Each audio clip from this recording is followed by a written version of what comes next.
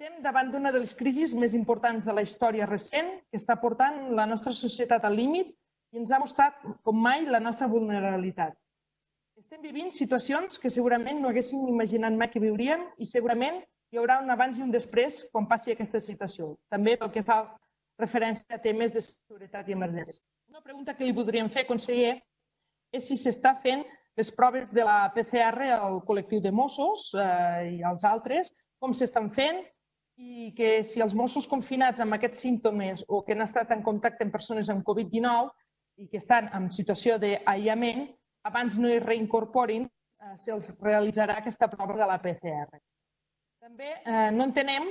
com ha pogut haver tanta gent irresponsable i egoista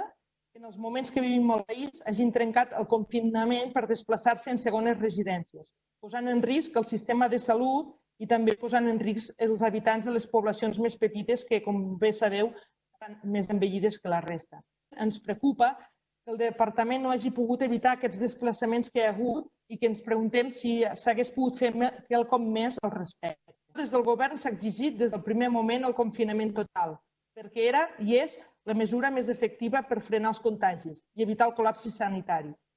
perquè és la millor mesura per salvar vides. Per aquest motiu, no vam entendre com des del govern de l'Estat va tardar tant en aplicar aquesta mesura i també que l'hagi aixecat tan aviat. Per nosaltres és un error, perquè encara no hem superat la pandèmia i cal que continuem amb aquestes mesures de prevenció i seguretat que més recomanen els experts.